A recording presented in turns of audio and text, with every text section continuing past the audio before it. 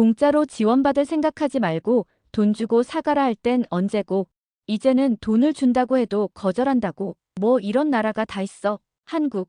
니네가 그러고도 자주적인 국가라고 할 수 있나? 미국과 러시아의 눈치나 보는 비굴한 국가 아닌가? 당신들 나라의 도움이 절실해 전쟁 중인 국가가 있는 돈 없는 돈을 짜내어 마련해준다고 하는데도 이토록 매몰차게 거절해버리다니 어찌 이리 매정할 수가 있는가? 여기 한국에 대한 엄청난 원망과 함께 울분을 쏟아내고 있는 한 우크라이나 여성이 있습니다. 특히 그녀는 최근 자신의 조국에서 한국으로 파견된 특사단이 돈을 주고서라도 무기를 구매하겠다는 절박한 요청을 했음에도 불구하고 그마저도 거절당하는 모습을 지켜보며 분노를 감추지 못하고 있는데요. 그런데 이토록 화가 난 여성의 태도가 180도 바뀌게 된 계기가 생겼다고 합니다. 대체 무슨 일이 벌어진 것일까요? 현재 해외 커뮤니티에서 화제가 되고 있는 해당 사연을 빠르게 번역해 알려드립니다. 저는 서울의 한 무역회사에서 일하고 있는 다리아 루카신코입니다.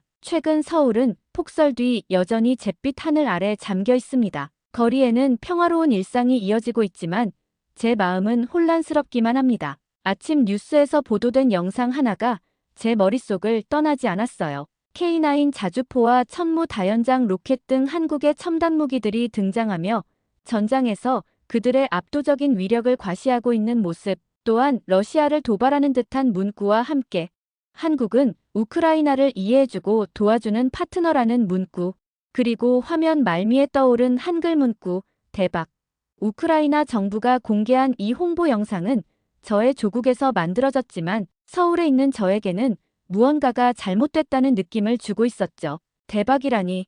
저는 홀로 중얼거렸습니다. 제가 서울로 파견된 지도 벌써 3년째. 우크라이나 무역회사에서 한국 지사 업무를 맡은 저는 전쟁과 멀리 떨어진 이곳에서 자국을 위해 무엇을 할 수 있는지 고민하며 하루하루를 보내곤 했습니다. 제 조국에서 전쟁이 터진 이후 전쟁 소식은 매일 저를 따라다녔고 한국과 우크라이나를 잇는 가교 역할을 하고 싶다는 마음은 점점 깊어졌죠. 그러나 이번 특사단의 방안과 그들을 둘러싼 논란은 저의 머릿속을 복잡하게 만들었습니다. 우크라이나 특사단이 방한하기 전 저는 출근 준비를 하며 뉴스를 틀었어요. 화면에는 우크라이나 특사단의 방한 일정 등이 소개되고 있었죠. 장관급 인사들이 도착하자마자 한국의 대통령을 만나고 이어서 한국 정부의 고위급 인사들, 국방부 장관 등과 회담을 가질 것이며 우크라이나가 한국의 살상무기 지원을 강력히 요청할 것이라고 하더군요. 하지만 뉴스 진행자는 이를 냉정한 어조로 말하고 있었어요. 우크라이나 특사단이 오늘 한국을 방문할 예정입니다. 특사단은 한국 정부와 회담을 진행하며 살상 무기 지원을 강력히 요구할 것으로 보입니다. 우크라이나의 요구는 한국에 큰 외교적 부담을 안기고 있으며 이에 대한 한국 정부의 대응이 중요한 시점입니다. 저는 방송을 멈추고 스마트폰으로 기사를 검색했습니다. 댓글란을 보자마자 얼굴이 화끈거리는 느낌이 들었어요. 우리가 왜 우크라이나에 무기를 줘야 하는 거지? 우리 문제만 해도 신경 쓸 게 넘치는데 북한과 러시아가 우리를 공격하면 어쩔 건데 우크라이나 도우면 결국 우리가 타겟되는 거 아냐? 그러니까 말이야. 그리고 우리 무기로 북한군을 살상하면 이건 결국 대리전쟁이 될 뿐이야. 저는 무겁게 한숨을 내쉬며 화면을 내려다봤습니다. 제 조국 우크라이나의 절박함도 당연히 이해되었지만 한국은 결국 우크라이나보다 자국의 문제에 더 집중할 수밖에 없다는 걸 저도 잘 알고 있었습니다. 이 모든 걸 알고 있는 상황 속에서 저는 어느 편에도 쉽게 서지 못할 것 같았어요. 영상을 끄고 서둘러 출근 준비를 마쳤습니다. 머릿속이 복잡한 채로 회사로 향하는 발걸음은 무겁기만 했죠. 아침부터 온종일 마음이 쉴 틈 없이 시끄럽게 울리는 듯 했어요. 우크라이나 특사단이 한국에 온다는 뉴스가 계속해서 떠오르며 그들을 맞이하는 한국의 태도와 제 내면에 자리한 불안감 사이에서 감정이 뒤엉켰습니다. 이날 하루 종일 어지러운 생각들 속에 파묻혀 있다 보니 시간이 어떻게 흘러갔는지도 모를 정도로 순식간에 지나갔죠. 그렇게 정신없는 하루가 끝나고 저는 밀라와 함께 근처 맥주집에 들어갔습니다. 밀라는 우크라이나에서 저와 함께 한국으로 넘어온 친구로 현재 저와 같은 한국의 무역회사에서 함께 일하고 있죠. 한국에 와서 얼마 지나지 않아 그녀는 빠르게 업무에 적응하면서도 고국의 전쟁 상황에 대해서는 끊임없이 마음을 쏟고 있었어요. 사실 밀라는 우크라이나 전쟁 문제에서 한국이 취하는 신중한 태도에 대해 불만을 자주 드러내곤 했습니다. 전쟁의 아픔을 누구보다 잘 이해하는 그녀는 고국과 멀리 떨어져 있어도 여전히 그 현실을 생생히 느끼고 있었는데요. 저와는 오랜 친구지만 밀라는 저보다 훨씬 더 직설적이고 감정적인 성격이라 전쟁에 대한 이야기나 한국과 우크라이나 관계에 대한 이야기가 나올 때면 자신의 감정을 숨기지 않고 때로는 그 감정이 너무 격하게 표출돼서 종종 대화의 흐름을 어색하게 만들기도 하는 친구였어요. 그녀는 늘 강한 의견을 냈고 그 강한 말들은 주변 사람들을 자주 당황하게 만들곤 했죠. 그럼에도 저희 둘은 자주 맥주를 마시며 서로의 생각을 나누었고 오늘도 마찬가지였습니다. 마침 맥주집 TV에서는 특사단의 방문 소식이 실시간으로 흘러나오고 있었어요. 맥주잔을 부딪히며 밀라는 얼굴에 그늘을 들이운 채 화면에 비친 뉴스를 바라보았죠. 그녀는 맥주를 한 모금 들이킨 후 무겁게 입을 열었습니다. 정말 서운해. 우리가 이렇게까지 힘든데도 한국은 여전히 살상 무기를 주지 않았잖아. 밀라의 목소리에는 짙은 실망과 분노가 담겨 있었습니다. 이제는 돈을 주고라도 구매하겠다고 하는데 양심이 있으면 도와야지. 아니 전쟁 중인 나라가 돈까지 싸들고 와서 빈다는 게 말이나 돼. 저는 고개를 끄덕였지만 마음속에서는 여전히 복잡한 감정들이 얽혀 있었습니다. 밀라는 계속해서 말했습니다. 한국은 한국 전쟁 때 많은 나라들이 도왔어. 그 덕분에 한국은 지금 이렇게 잘 살아가고 있는 거잖아. 그런데 이제 침략당하는 국가가 이렇게 간절히 도움을 요청하는데 그들이 이렇게 냉담하게 지켜보고만 있는다고. 밀라는 잠시 말을 멈추고 깊은 한숨을 쉬며 다시 입을 열었습니다. 내 말 잘 들어봐. 한국이 우리를 도와주지 않으면 미래에 자신들이 위험에 처할 때 나는 큰일이 날 거라고 경고하고 싶어. 맥주를 한 잔 들이켠 밀라의 목소리는 점점 더 강해졌어요. 특히 북한이 러시아의 병력을 파병해서 수만 명의 병력이 희생된 지금 러시아와 북한은 철저한 혈맹 관계가 된 거나 마찬가지잖아. 만약 향후 남한과 북한 간에 전쟁이 벌어진다면 러시아는 부채의식으로 인해 북한의 편에 서서 남한을 공격할 위험이 클 거란 말이지. 그러니까 한국은 절대 우리가 도와주는 걸 거절하면 안 돼. 그건 미래에 반드시 후회할 일이 될 거라고. 왜 이리들 생각이 짧은지 몰라. 밀라는 거침없이 말했지만 그 말을 듣고 저는 밀라의 생각이 이해가 되면서도 마음속에서는 복잡한 감정들이 교차하고 있었습니다. 그녀는 과거의 우크라이나가 소련과 함께 남한을 침공했던 역사, 그리고 그로 인해 한국 전쟁에서 남한이 상처받았던 기억들에 대해서는 잘 모르는 것 같았어요. 그 사건들이 여전히 한국 사람들에게 큰 상처로 남아있다는 걸 저는 알고 있었습니다. 또한 최근 우크라이나 주일 대사가 야스쿠니 신사를 참배한 사건과 독도를 분쟁 지역으로 표기한 지도 문제, 그리고 최근 우크라이나 외교관의 한국인 폭행 사건까지 이러한 사건들이 한국에게 불편한 감정을 일으키고 한국인들이 우크라이나에 대해 거리를 두고 있다는 것도 저는 잘 알고 있었죠. 그리고 무엇보다 이러한 일련의 사건들에 대해 우크라이나 측에서 공식적인 사과가 단 한 번도 이루어지지 않았다는 사실이 상황을 더 악화시키고 있었습니다. 밀라가 투덜거리며 계속 말을 이어갈 때 저는 그저 조용히 뉴스를 바라보고 있었습니다. 화면에서는 여전히 우크라이나 특사단의 방문 소식이 반복되고 있었고 그 긴장감은 저에게도 전해지는 듯 했습니다. 밀라의 목소리는 여전히 불만 가득했지만 저는 그것에 딱히 반박하진 않았어요. 어차피 밀라 성격상 제가 따져봤자 싸움만 일어날 게 뻔했거든요. 그리고 그녀의 분노를 전혀 모르는 것은 아니었고 그 분노가 어디서부터 시작되었는지 또 그 감정이 얼마나 깊이 자리 잡고 있는지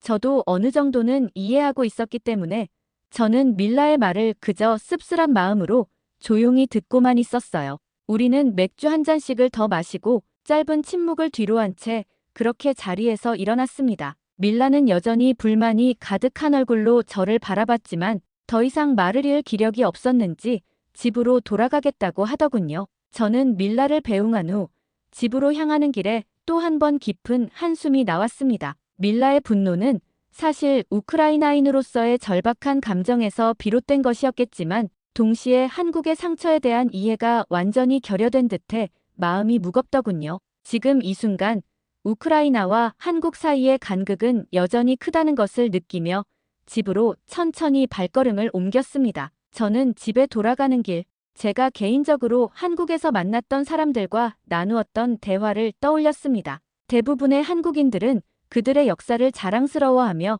외국이 이를 존중해주기를 기대했죠. 하지만 우크라이나는 그것을 충분히 고려하지 못했던 것 같았어요. 우리는 왜 이런 걸 신중하게 생각하지 않았을까? 저는 혼잣말을 하며 터덜터덜 집으로 걸어갔습니다. 그날 밤 저는 키이우에 있는 어머니와 영상 통화를 했습니다. 화면 속 어머니는 여전히 밝게 웃고 있었지만 집 뒤편에서 들려오는 공습 경고음은 저의 마음을 무겁게 만들었죠. 오늘도 괜찮으신 거죠? 저는 초조하게 물었습니다. 어머니는 잠시 멈칫하다가 평소처럼 차분한 목소리로 대답하셨습니다. 걱정하지 마, 다리야. 또 시작이네.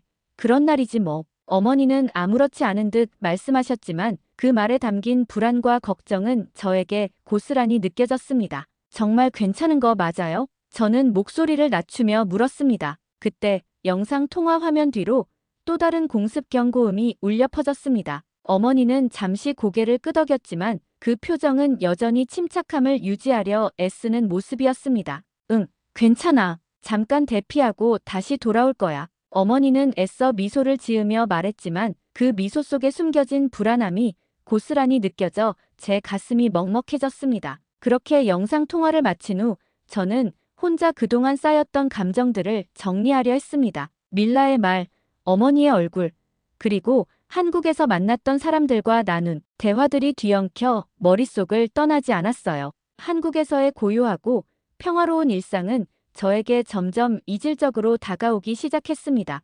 이곳에서는 아무도 폭격을 두려워하지 않았지만 저의 조국은 매일 생존을 위해 싸우고 있었죠. 그날 밤 서울은 눈이 내리고 있었습니다. 창문에는 눈이 녹은 물방울이 흐르며 네온사인과 가로등 불빛이 일그러져 보였어요. 스마트폰을 쥔 손에 자연스레 힘이 들어갔습니다. 제 스마트폰 화면에는 우크라이나 정부가 공개한 홍보 영상이 재생되고 있었어요. K9 자주포가 포를 발사하며 먼지를 휘날리고 천무다연장 로켓이 하늘로 솟아오르는 장면들이 이어지고 있었습니다. 저는 고개를 숙였어요.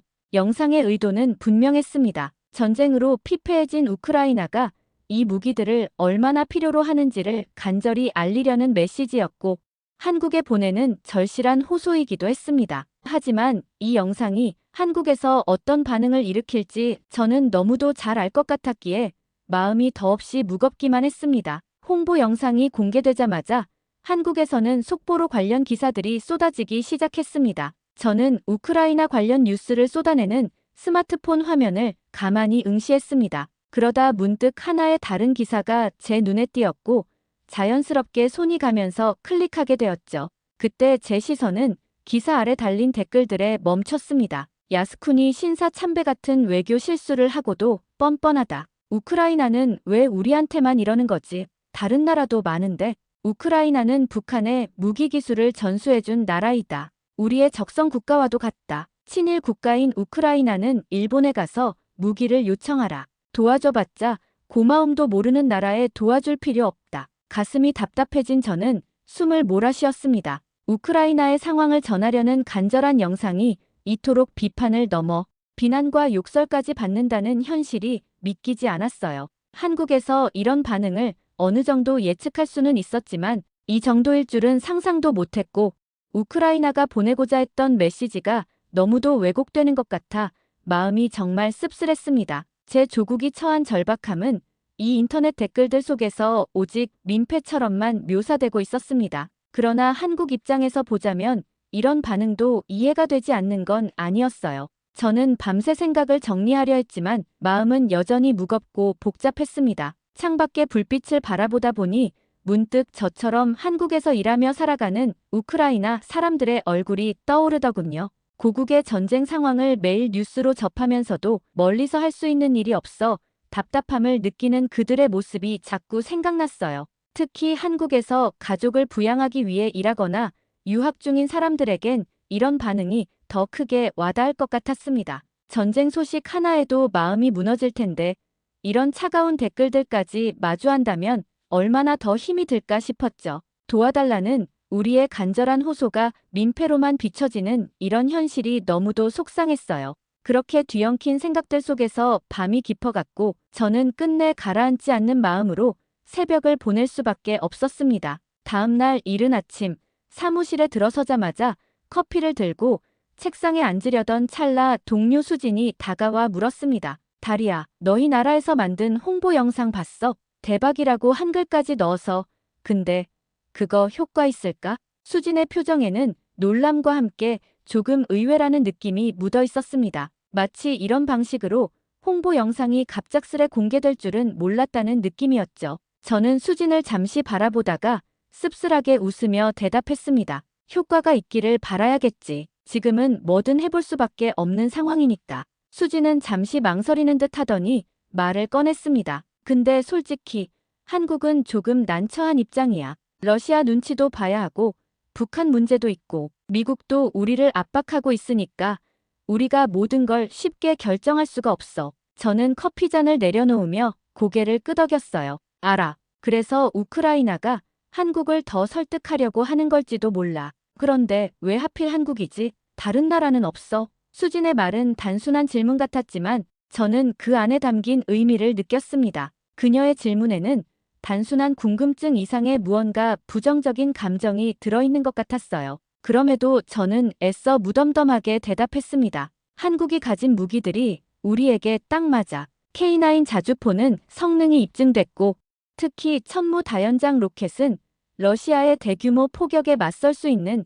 거의 유일한 무기야. 그리고 저는 말을 멈췄다가 다시 입을 열었습니다. 우린 한국이 우리 전쟁을 이해해 줄 거라고 믿고 싶었을지도 몰라. 전쟁의 고통을 겪어본 나라니까. 수지는 조용히 고개를 끄덕였지만 여전히 미묘한 표정을 지으며 대답했습니다. 그건 맞아. 근데 이해하는 거랑 도와주는 건 또 다른 문제야. 수진의 말은 끝내 여운을 남겼고 그 생각은 머릿속을 떠나지 않았어요.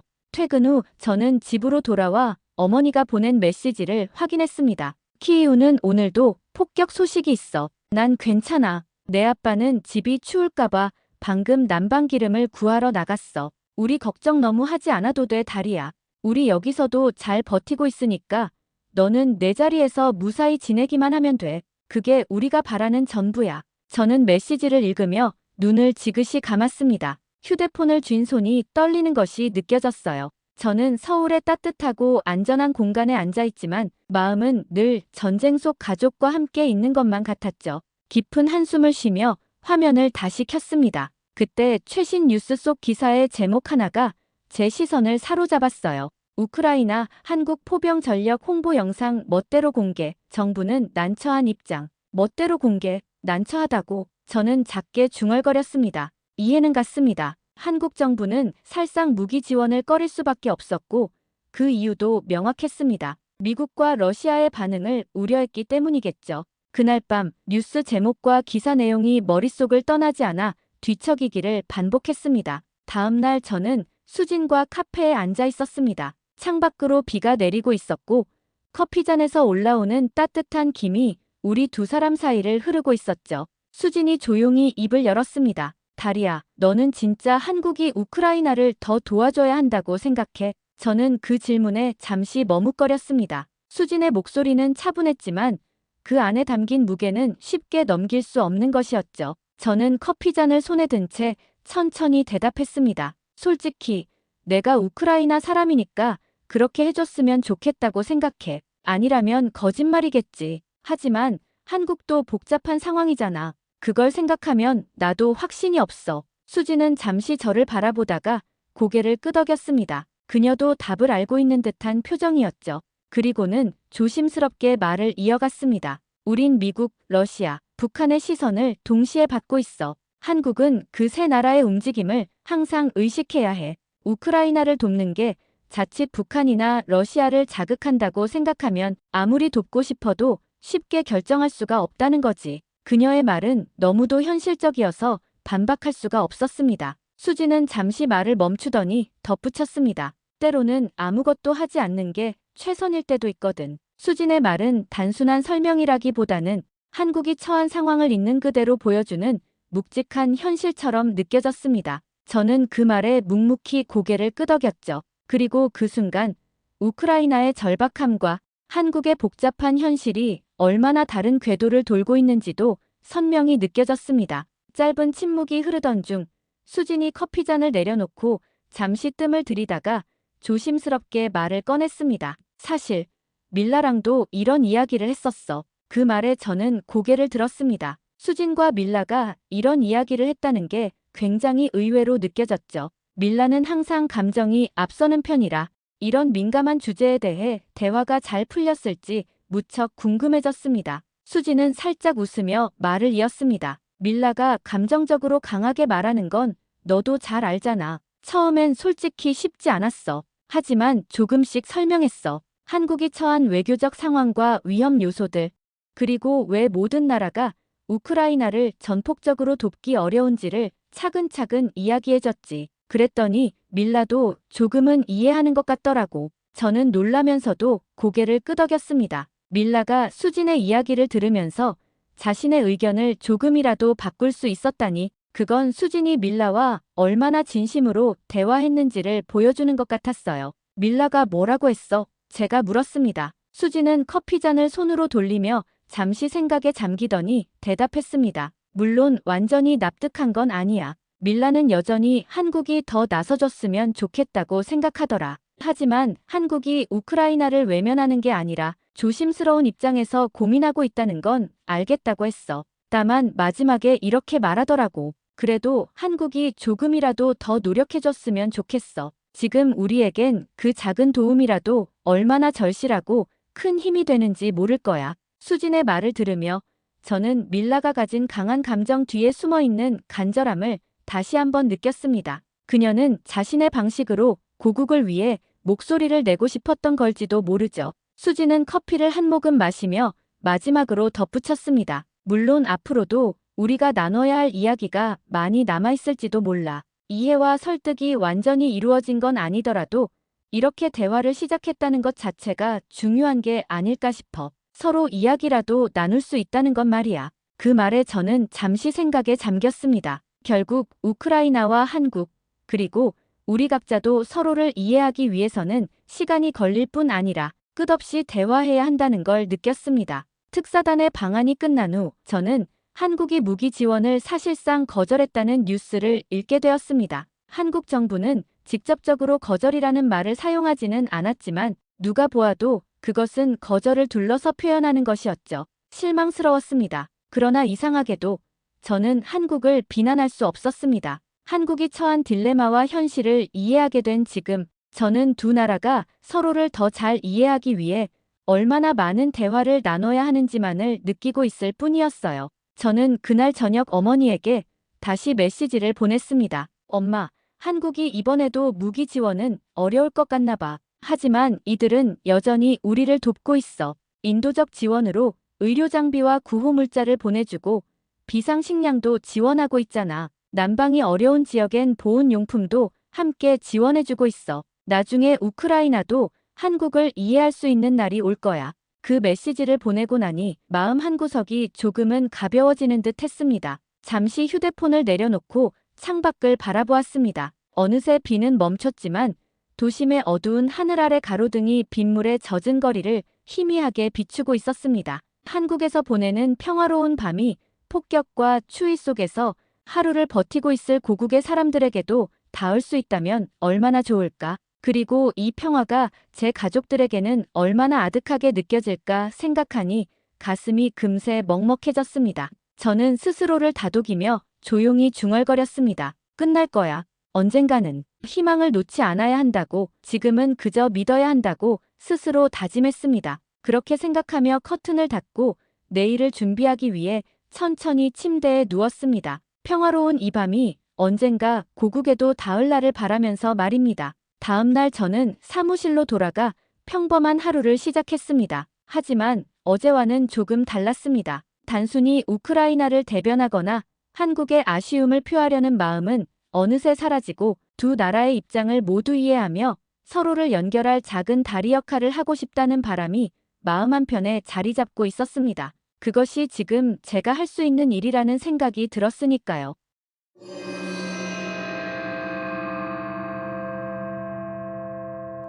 아니, 이 굵은 나무가 태풍 한 번에 쓰러졌다고. 여기 신령이 깃들어 있는 일본 야쿠시마 섬에 무려 3000년 된 나무가 태풍 산산에 의해 쓰러져 버리자 야쿠시마 섬 주민들이 공포에 떨고 있습니다. 과거 고베 대지진과 동일본 대지진을 정확히 예언한 무당이 이 나무가 쓰러지면 어떤 일이 생길 것인지도 예언을 했기 때문이라고 하는데요. 대체 무당은 무슨 예언을 했던 것이고 이 마을에는 무슨 일이 있었던 것일까요? 오늘 사연 바로 시작합니다. 안녕하세요. 저는 일본 가고시마현 출신의 요코라고 합니다. 올해로 나이는 23살이 되었네요. 가고시마현의 야쿠시마 섬은 수천 년의 역사를 품고 있는 원시림으로 유명한데요. 일본 남부인 규슈 가고시마에서 60km 떨어진 곳에 있는 섬인 야쿠시마는 일본 애니메이션계 거장 미야자키 하야오 감독이 만든 원령공주의 배경이 된 고케무스노 숲이 있는 곳이기도 해요. 이 숲을 포함하여 인근 삼나무 숲에는 야쿠스기라고 불리는 수령 1000년 이상 된 삼나무들이 많이 살고 있기도 합니다. 야쿠시마 섬은 이런 점을 인정받아 1993년 일본 최초로 유네스코 세계자연유산으로 등재되기도 한 곳이죠.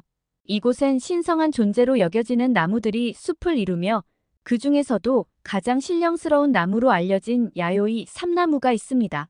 추정 수령이 무려 3000년에 달하는 이 나무는 일본 신토의 숭배 대상이자 섬 주민들에게는 수호자로 여겨져 왔어요.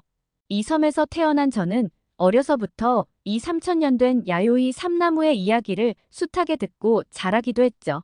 사실 제 친한 친구 미호의 할머니께서는 야쿠시마 섬에서 오랜 전통을 이어온 무당이셨는데요. 그녀는 과거 일본에서 일어난 고베 대지진과 동일본 대지진을 정확히 예언한 것으로 유명했는데 이따금씩은 야요이 삼나무에 얽힌 불길한 예언도 입에 올리곤 하셨죠. 이 나무가 쓰러지는 날, 일본은 큰 위기를 맞이할 거야. 무당 할머니는 어린 저와 제 친구에게 항상 이런 이야기를 들려주곤 했어요. 당시 저는 무슨 뜻인지 자세히는 이해할 수 없었지만 할머니께서는 워낙 진지한 표정으로 말씀하셨기에 어린 저희들에게도 그 말씀이 굉장히 와닿았던 기억이 나요. 그렇게 야요이 삼나무가 가진 신비로운 힘과 그로 인해 느껴지는 알 수 없는 두려움은 무의식 중에 제 마음에 깊이 새겨지게 되었죠. 어린 마음에 혹시나 나무가 쓰러지기라도 하면 어떡하나 하고 매일 아침 항상 그 나무가 제대로 서 있는지 확인하는 게 저의 일상 버릇처럼 되어버렸답니다. 그리고 저는 시간이 흐르면서 섬을 떠나 오사카에서 생활하게 되었는데요. 하지만 할머니의 예언은 여전히 제 마음속 깊은 곳에 늘 자리 잡고 있었죠. 저는 종종 야쿠시마 섬의 숲과 그 신목을 떠올리며 할머니의 말이 그저 미신에 불과하길 바랐어요.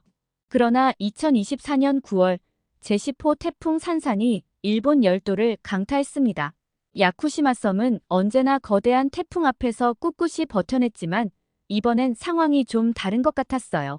태풍이 몰아치는 밤, 저는 뉴스에서 들려오는 소식에 귀를 기울였습니다. 저는 불안한 마음을 감추려 했지만 그 불길한 느낌은 점점 더 커져만 갔죠. 뉴스에서는 실시간으로 태풍의 진입 상황을 보여주고 있었습니다. 일본 규슈 지역의 하늘이 점점 더 어두워지면서 검은 구름이 하늘을 덮었고 태풍 산산의 강력한 바람이 바다를 휘몰아치며 바다와 하늘이 하나가 되어버린 듯한 광경이 펼쳐졌어요.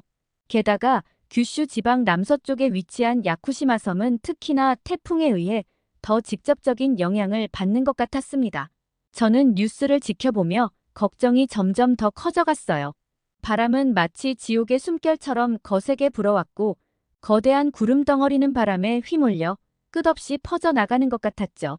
태풍의 눈은 한치의 틈도 허용하지 않고 바람과 비를 몰아넣으며 일본 열도를 향해 천천히 다가오는 모습이었어요. 기분 탓인지는 몰라도 태풍 산산은 단순한 자연재해가 아닌 것 같았습니다. 그것은 마치 천벌이 내리는 듯한 광경을 연출하며 일본의 하늘과 땅을 뒤흔들고 있었어요. 야쿠시마 섬에서 살아오며 숱한 태풍을 보며 자라온 저였지만 이번 산사는 무언가 정말 다른 느낌 같았어요.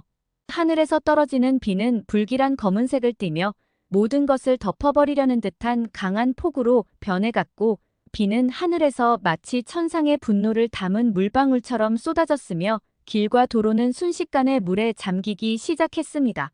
거대한 파도가 해안을 덮치며 집과 건물들이 물속으로 빨려 들어가고 바다와 육지가 혼연일체가 되어버렸죠. 또한 산산의 바람소리는 제게 마치 악마의 목소리처럼 들려오더군요. 예감이 별로 좋지 못했어요. 그리고 태풍의 바람은 한층 더 거세지며 거리의 나무를 뿌리째 뽑아내고 전봇대를 부러뜨렸습니다. 많은 태풍을 봐왔지만 저는 이런 기분 나쁘고 거친 태풍은 여태 처음 보는 것 같았어요. 실제로 태풍 산산의 위력은 수치적으로도 엄청났습니다. 전성기 상태에서 중심 기압이 무려 935헥토파스칼의 순간 최대 풍속이 초속 70m에 이르는 무시무시한 태풍이었죠. 중심 기압은 낮을수록 태풍이 강력하다는 의미인데 935헥토파스칼은 정말 흔치 않은 수치이고 보통 950헥토파스칼만 되어도 엄청 강한 태풍으로 볼 수 있습니다. 게다가 이렇게 전에 없던 초강력 태풍이 자전거 속도로 느리게 움직이는 바람에 그 피해는 더욱 커질 수밖에 없었는데요. 강풍에 건물 외벽이 뜯겨져 나갔고 그간 경험하지 못한 폭우로 인한 침수 피해와 산사태가 잇따랐습니다. 특히 태풍의 중심부가 통과하면서 규슈 남부지방 등은 피해가 더욱 큰 모습이었는데 느린 태풍이 집중적으로 비를 뿌려댄 탓에 폭우로 불어난 강물은 폭포수처럼 흐르고 도로 곳곳은 물바다가 되었어요. 또한 이번 태풍 영향으로 인해 규슈 지역 200만 명에게는 피난 지시가 내려졌고 100명이 넘는 사상자가 발생하기도 했습니다. 물론 우리 야쿠시마 섬에서도 피해가 평소보다 컸지만 가고시마 항구에서는 사람이 바람에 휩쓸려 실종되는 무서운 사고가 생기는가 하면 산사태로 인하여 일가족이 파묻혀 사망하는 비극적인 사고가 발생하기도 했죠. 그렇게 일본에 상륙한 태풍 산산이 휩쓸고 간 자리마다 큰 피해가 이어졌습니다. 몸집이 거대한 산산이 많은 양의 비구름을 몰고 일본 열도를 서서히 관통하면서 피해는 더욱 커져만 갔고 이번 태풍은 심지어 움직임마저 불규칙하여 경로 예측조차도 힘들어 보였어요. 주민들은 도망칠 틈도 없이 집과 마을이 물에 잠기는 것을 보며 눈앞에서 펼쳐지는 지옥의 경악을 금치 못했습니다. 빗물은 거침없이 흘러내리며 마치 하늘의 분노가 땅으로 쏟아지는 듯한 장면이 연출되었고 길과 하천은 이미 범람해 물길이 되어버린 거리와 건물들이 물속에 잠기면서 도시와 자연이 구분되지 않는 풍경이 펼쳐졌어요. 각종 구조물과 시설들은 폭풍의 힘에 의해 파괴되었고 강한 바람은 사람들의 외침과 울부짖음을 휘몰아쳤습니다. 그렇게 폭풍우가 몰아치는 가운데 저는 불안한 마음으로 잠자리에 들었고 다음 날이 되어 여전히 야쿠시마 섬에 살고 있는 미호에게서 전화를 받았습니다. 그런데 미호의 목소리가 많이 떨렸어요. 왜 그러냐고 물었더니 할머니가 평생을 바친 야요이 삼나무가 태풍 산산에 쓰러졌다는 것이었습니다. 3000년을 버텨온 나무가 이번 태풍 앞에서 힘없이 쓰러졌다는 소식은 저에게 굉장히 큰 충격으로 다가왔습니다.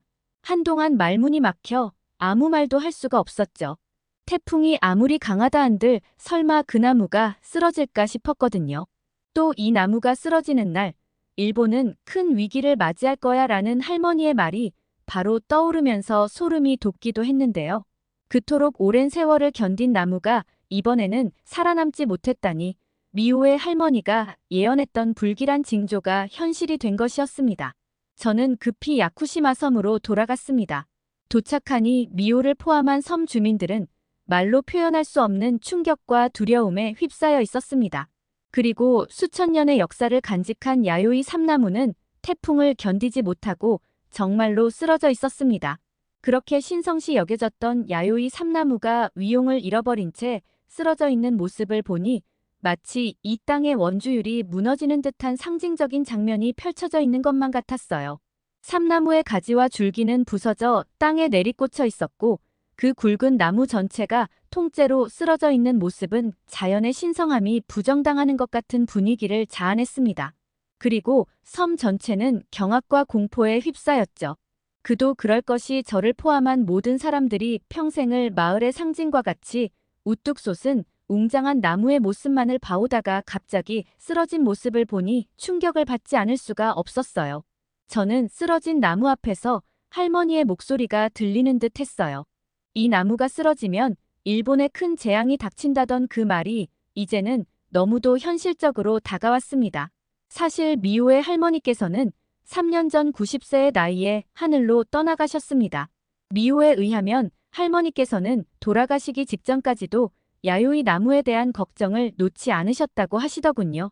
고베 대지진과 동일본 대지진을 정확히 예언했던 무당 할머니의 경고들은 마을 사람들이 쉽게 무시할 수 있을 만한 것들이 아니었어요. 사람들은 3000년 된 야요이 삼나무가 한순간에 쓰러지자 미호의 할머니가 남긴 예언과 불길한 징조를 떠올리며 다가올 재앙에 대한 두려움에 휩싸일 수밖에 없었던 거죠. 야요이 삼나무의 쓰러짐은 마을 사람들이 오랜 세월 동안 쌓아온 신앙과 그들의 미래에 대한 불안감을 드러내는 상징적인 사건이 되었고, 사람들은 점점 더 일본이 세상의 끝으로 향해 가고 있다는 위기의식을 느낄 수밖에 없었습니다. 저 또한 쓰러진 나무를 바라보며 왜 우리만 이런 재앙을 겪어야 할까? 라는 질문이 마음속에서 떠나지 않았어요. 야요이 삼나무의 쓰러짐은 특히 저에게는 불길한 징조 그 이상이었고, 그것은 일본이 앞으로 직면할 더 큰 위기의 서막일지도 모른다는 생각을 떨쳐낼 수 없었습니다.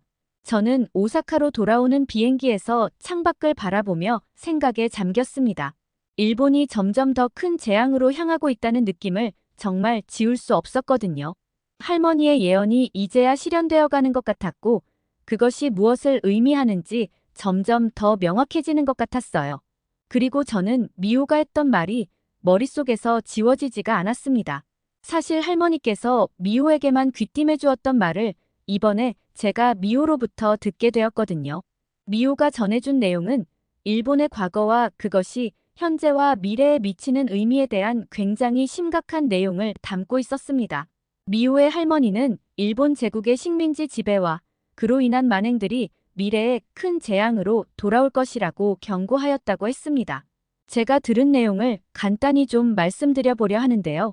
일본 제국은 1910년부터 1945년까지 한국을 식민지로 삼아 자원을 착취하고 한국 문화를 억압하며 많은 한국인들이 강제 노동과 성적 착취의 희생양이 되도록 하였다고 했습니다.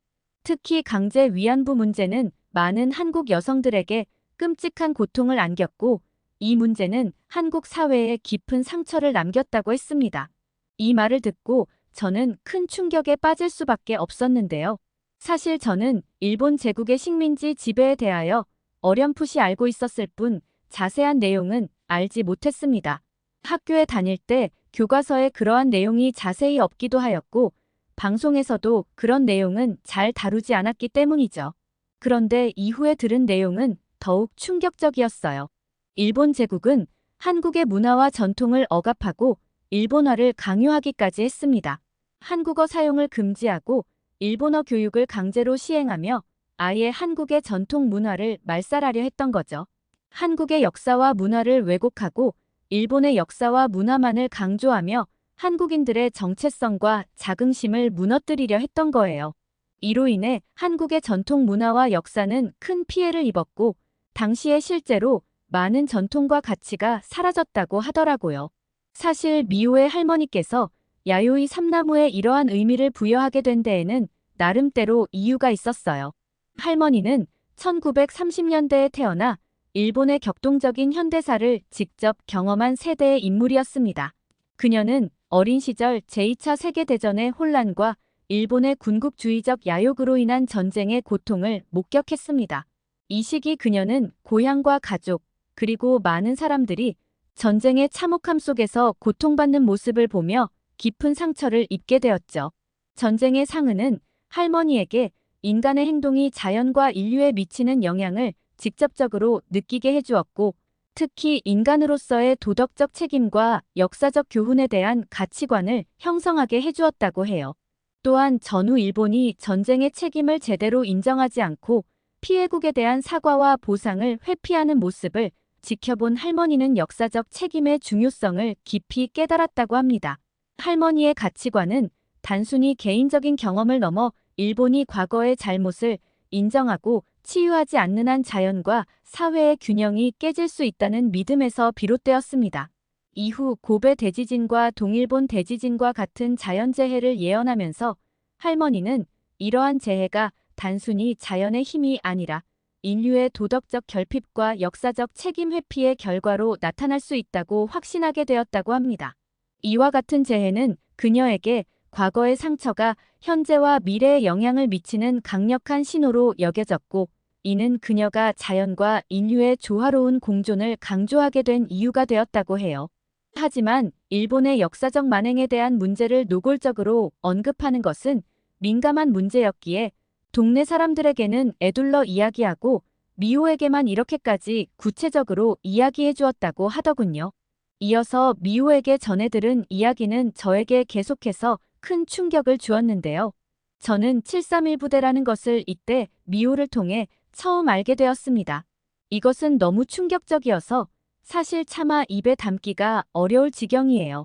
731 부대는 생체 실험의 대상이 된 민간인과 포로 등을 일본어로 통나무를 뜻하는 마루타라고 불렀는데요. 이 마루타의 대상으로 선정된 이들은 조선인은 물론이고 몽골인, 중국인, 소련과 미국의 연합국 포로들도 포함되었습니다. 731 부대가 행한 생체 실험은 끔찍한 실험들의 연속이었는데요.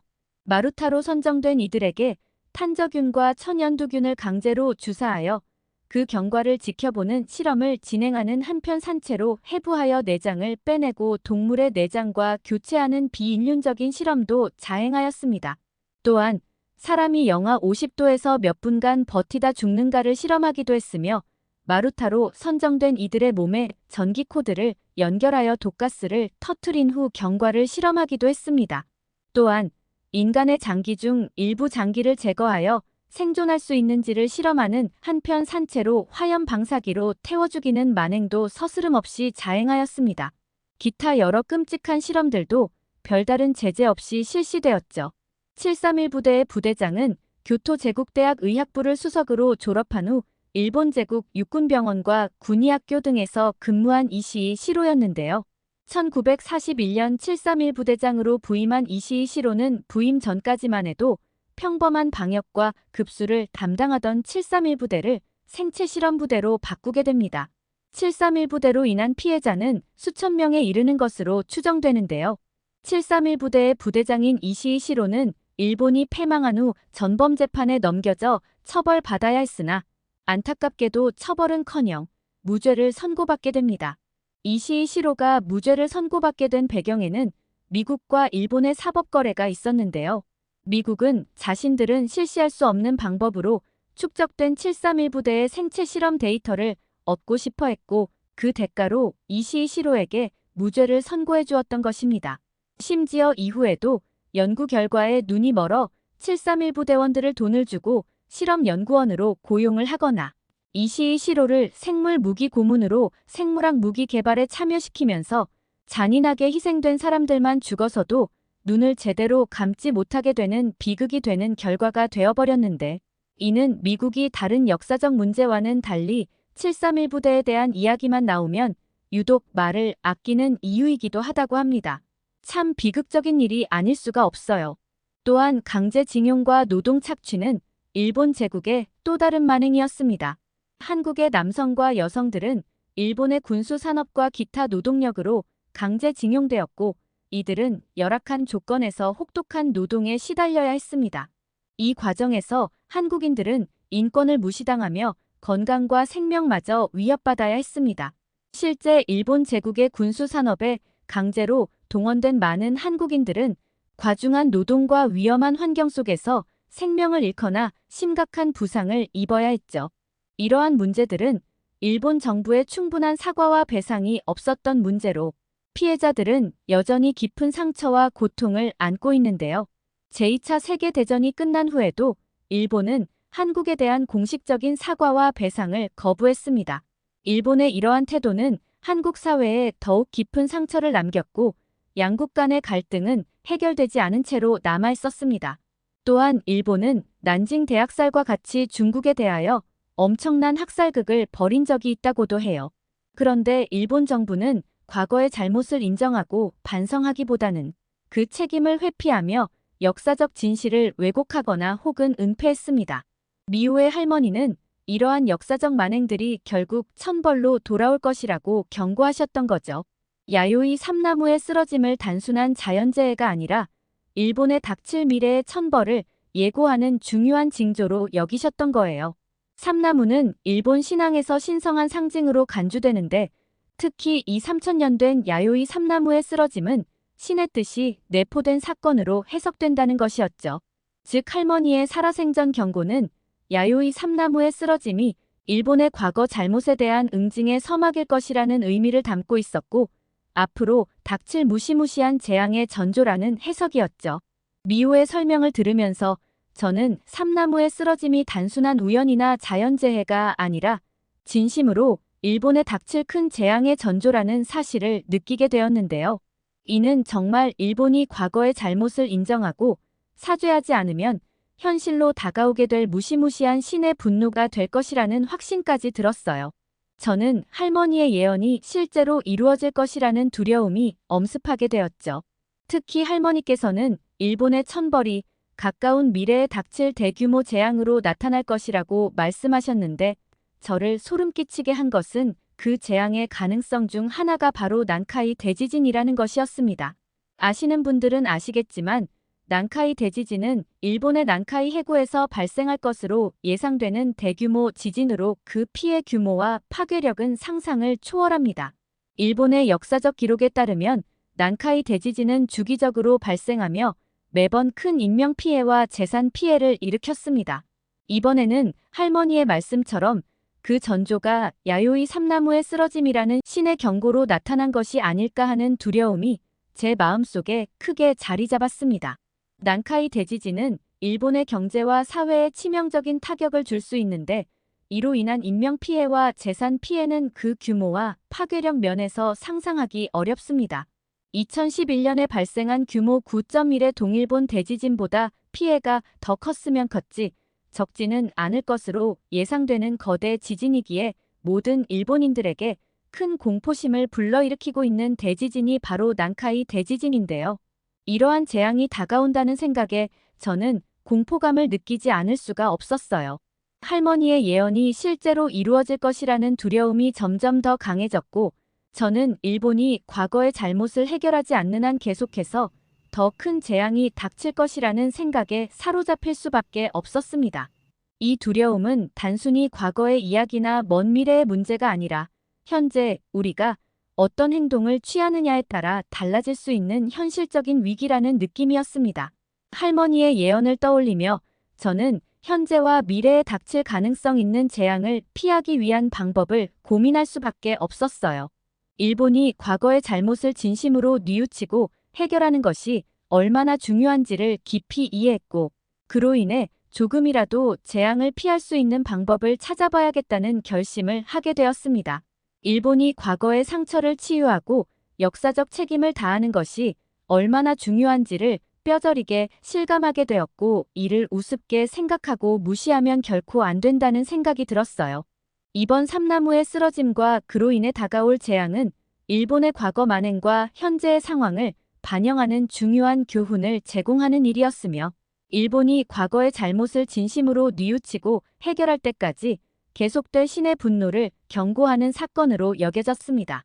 결국 이 모든 과정은 일본이 책임을 지는 데에서부터 시작된다는 것이라는 사실을 다시금 상기시켜주는 일이었습니다. 저는 너무나 두렵습니다. 그리고 이 교훈을 바탕으로 더 나은 세상, 더 밝은 미래를 향해 나아가는데 일본이 하루라도 빨리 기여할 수 있기를 간절히 바랄 뿐입니다. 그렇지 않으면 일본의 미래는 정말 없을 것입니다. 오늘 사연은 여기까지입니다. 오늘은 우크라이나인 다리아 씨, 그리고 일본인 요코 씨 사연 들어보았는데요. 오늘 사연 어떠셨나요? 사연을 재밌게 들으셨다면 구독과 알림 설정 눌러주시면 감사드리겠습니다. 여러분들의 소중한 클릭 한 번이 영상 제작에 큰 힘이 됩니다. 끝까지 시청해주셔서 감사합니다.